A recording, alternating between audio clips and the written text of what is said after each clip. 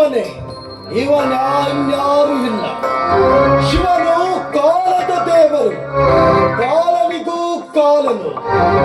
ಅಧರ್ಮದ ಮಾರ್ಗದಲ್ಲಿ ನಡೆಯುವವರಿಗೆ ಈ ಸ್ವರ್ಣ ರುದ್ರಮಣಿ ನೀಡುವುದು ಅಲ್ಲ, ಶಾಪ.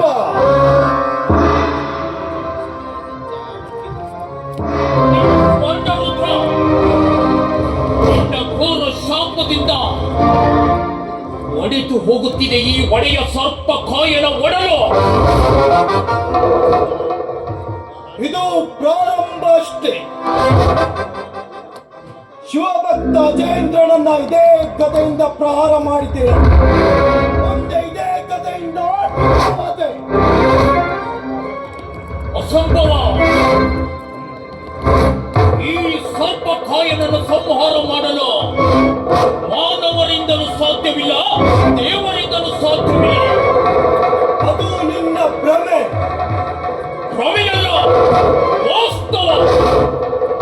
ನಿನ್ನ ಮಗನಿಂದಲೇ ನಿನ್ನ ಮರಣವಾದರೆ. ಏನು?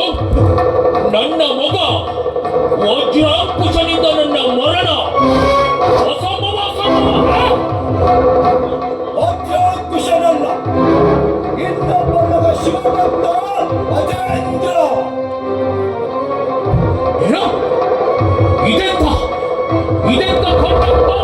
ನಾನು ಕೇಳುತ್ತಿರುವೆ. ಆ ಶತ್ರು ಬಾಲಕ ನನ್ನ ಮಗನೇ.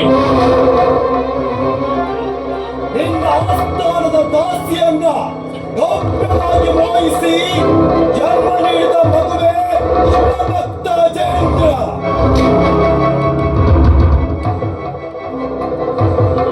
ಸಂಭವ ಇಲ್ಲ.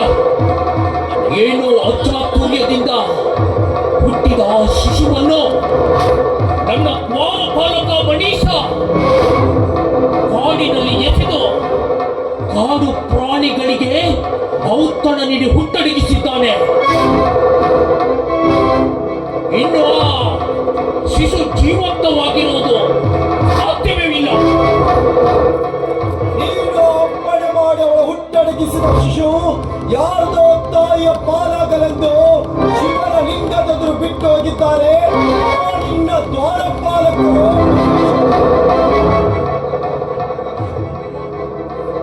ರುದ್ರ, ಆ ಮಗುವಿನ ಜನ್ಮ ರಹಸ್ಯ ನಿನಗೆ ಹೇಗೆ?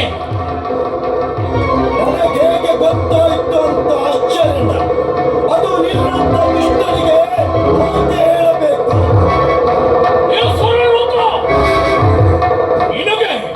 ನಿನಗೆ ಇಷ್ಟೊಂದು ದುರಹಂಕಾರವೇ? ದುರಹಂಕಾರ ನನಗಲ್ಲ, ದುರಹಂಕಾರ ನಿನಗೆ.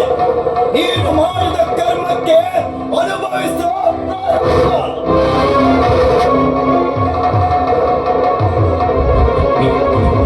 ಏನು? ನನ್ನ ಶತ್ರುವೆ ಮನ ಮಗಳಾದ ಆ ವರುಣಿಕಾಳ ಆಶ್ರಯದಲ್ಲಿ ಬೆಳೆಯುತ್ತಿರುವ ಬಾಲಕ ನನ್ನ ಮಗನೇ.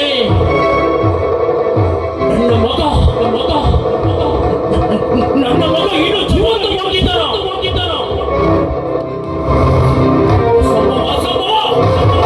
ಎಂದಿಗೂ ಸಾಧ್ಯವಿಲ್ಲ.